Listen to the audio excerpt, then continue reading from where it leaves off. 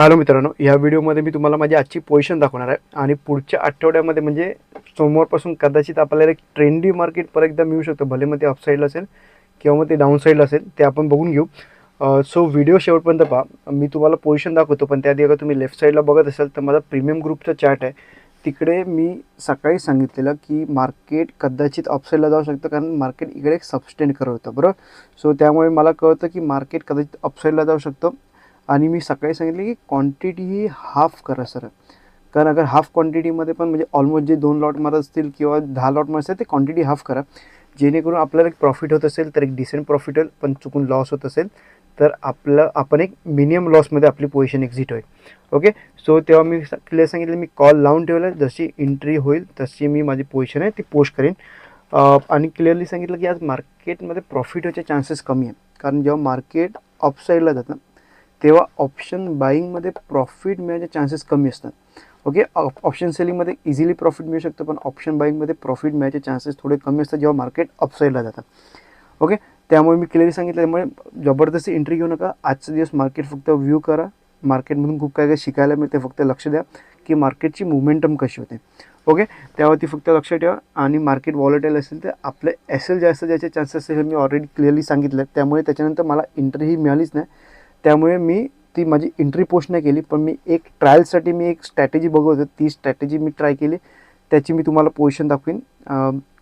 आणि 11:31 मी एक मेसेज केलेला की बजेट थोडं पॉझिटिव्ह चालू आहे, कारण मी ट्रेनमध्ये होतो. मी फक्त चार्टवरती माझं फक्त लक्ष होतं, मी अजिबात बजेट बघितलं नाही की काय नाही बघितलं. मी फक्त चार्टवरती माझं लक्ष होतं. चार्टवरून आपल्याला क्लिअर कळतं की बजेट आपलं चांगलं आहे की वाईट आहे ते. ओके. सो 11:30 मला बजेट एकदम चांगलं वाटत होतं. त्याच्यानंतर काय झालं अजून मला आयडिया नाही आहे, मी अजून बघितलं नाही आहे. सो आणि मी ते घरी जाऊन बघीन. सो मी 11:30 मेसेज केला की बजेट पॉझिटिव्ह चालू आहे आणि कॉल ऑप्शन हे इकडे येईपर्यंत मला प्रॉफिट हा मिळतच नव्हता. ओके. सो तिकडे प्राईस प्रीमियम हे इन्क्रीज होतच नव्हते, त्यामुळे मार्केट खाली पडेल तेव्हा बघू असं मी त्यांना मेसेज केला. अगर प्रीमियम इन्क्रीज होत असतील तर मी माझी पोझिशन आहे ती पोस्ट करेन. पण मी तुम्हाला आधी माझी पोझिशन दाखवतो. तुम्ही पोझिशन बघत असाल तर आज मला 1300 रुपयाचा लॉस झाला आहे.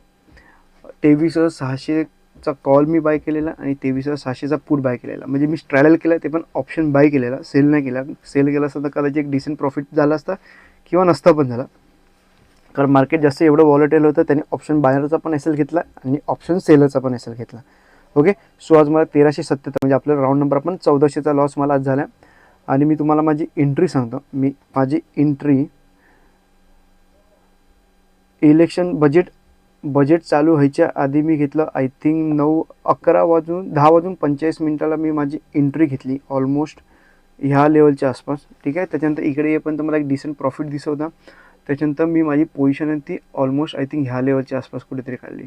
ओके. अगर मी ह्या लेवलला काढली नसती तर मला एक मोठा लॉस झाला असता, कारण अगर तुम्ही बघत असाल कॅन्डल दिसताना मोठी आहे, पण अगर तुम्ही ऑप्शन बाईंगचं चार्ट बघाल ना, त्यामध्ये पुट साईडला जेवढा इन्क्रीज झाला आहे तेवढा कॉल साईडला त्याच्यापेक्षा जास्त डिक्रीज झाला आहे.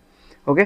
डीके खूप फास्ट होता, त्याच्यामुळे थांबलो असतं तर एवढा काही प्रॉफिट झाला नसतं. त्यामुळे मी माझी पोझिशन ती बरोबर टायमाला माझी एक्झिट केली. ओके. आणि आजचं अगर तुम्ही मार्केट बघत असाल, इवन मागच्या वर्षीचं पण फर्स्ट फेबचं, तर ऑप्शन बायरला पण प्रॉफिट नाही झाला आणि ऑप्शन सेलरला पण प्रॉफिट नाही झाला आहे. मार्केट जिथे ओपन झालं आहे, मार्केट ऑलमोस्ट त्याच लेवलच्या आसपास कुठेतरी क्लोज झालं. मागच्या वर्षी पण तेच झालं, ह्या वर्षी पण तेच झालं. खूप लोकांना वाटत असेल कदाचित ऑप्शन सेलर लोकांना खूप प्रॉफिट झाला असेल, पण तसं नसतं. समजा मार्केटने ज्यांनी इकडे एंट्री घेतली एवढा टॉपला, तर कोण कॉल सेल करणार नाही. कॉल सेल केला समजा कुठे हाफ साईडला का कुठे कॉल सेल केला, मार्केट खाली गेलं, थोडं डिसेंट प्रॉफिट दिसलं. परत जे मार्केट वरती गेलं ते प्रीमियम हाय झाले होती, त्यांचे ऑप्शन सेलर लोकांचे सुद्धा एस एल ए केले असतील.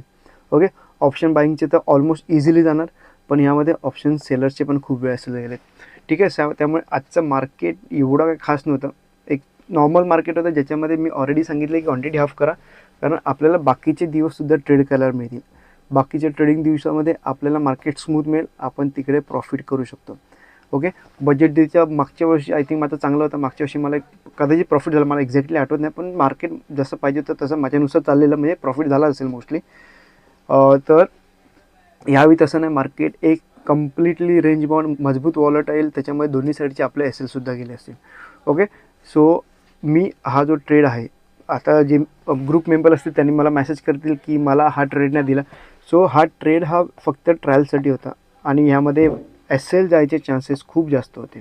ओके, त्यामुळे मी जबरदस्ती दिला नाही, जेणेकरून माझ्यामुळे तुम्ही बघाल आणि तुम्ही ट्रेड घ्याल आणि तुम्हाला लॉस होईल. ठीक आहे, त्यामुळे माझी रिस्क मॅनेजमेंट फिक्स होती, त्याच्यामुळे मी कधी एक्झिट करायचं ते मला एक्झॅक्टली माहिती होतं. पण तुम्हाला समजा मी तुम्हाला इकडे सांगितलं असतं मी एक्झिट केली, पण लोकांनी इथे कारण ती ही मोमेंटम एवढी क्विक होती, लोकांनी इकडे किंवा इकडे कुठेतरी एक्झिट केलं असतं तर त्यांना एस-एल जास्त गेले असते. म्हणून मी हा ट्रेड दिलाच नाही, जो ट्रेड आहे जो मी फक्त आणि फक्त स्वतः ट्रायलसाठी घेतलेला. ओके, सो ही आहे पोझिशन आणि मी तुम्हाला सांगतो की पुढच्या आठवड्यामध्ये मार्केट हे ट्रेंडी का होऊ शकते ते तुम्हाला सांगतो. कारण तुम्ही इंडिया विक्सचा अगर तुम्ही चार्ट बघा डेली टाईम फ्रेमवरती, तर तुम्हाला तिकडे क्लिअरली कळून येईल की मार्केटने आज काय केलं. आज फक्त आणि फक्त विक्स डाऊन केला. बरं, ओपन झाला 16:30-17च्या आसपासचा आणि आता तो 14वरती आला आहे. याचा अर्थ काय, मार्केटने आज फक्त आणि फक्त प्रीमियम डीके केला आहे. बरोबर, सो आपल्याला एक बऱ्यापैकी ट्रेंड मिळायचा चान्सेस आहे, कारण का तुम्ही बघत असाल परत आपला जो विक्स आहे तो 14वरती गेला आहे. सो आपल्याला एक अप साईड किंवा मग डाऊन साईडला कुठे ना कुठे आपल्याला बऱ्यापैकी ट्रेड मिळायचा चान्सेस आहे. कारण मार्केटमध्ये बऱ्यापैकी प्रीमियम कमी झाला असेल, त्यामुळे आता एक डिरेक्शनल ट्रेड याचा चान्सेस खूप इझिली होतील. त्यामुळे मी तुम्हाला सांगतो की मंडेपासून हा आठवडा आपल्याला कदाचित एक बऱ्यापैकी डिरेक्शनल ट्रेड मिळेल आणि आपला ऑप्शन बाईंगमध्ये 1:3 आणि ऑप्शन सेलिंगमध्ये 1:3, 1:4, 1:5 इझिली टार्गेट बुक होऊ शकतो. ठीक आहे, ऑप्शन बाईंगमध्ये पण 1:4पर्यंत आपण टार्गेट घ्यायचा नक्की प्रयत्न करू.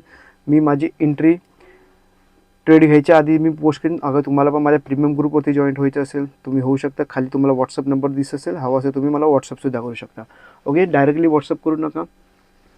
पहिले तुम्ही माझे जुने व्हिडिओ बघत, अगर तुम्हाला माझा सेटअप आवडत असेल, माझी ट्रेडिंग स्टाईल आवडत असेल, तर तुम्ही जाऊन मला प्रीमियम ग्रुप जॉईनसुद्धा करू शकता. ओके, आणि काय डाऊट असेल तर कमेंट करा आणि हा व्हिडिओ आवडला असेल लाईकसुद्धा करू शकता. धन्यवाद.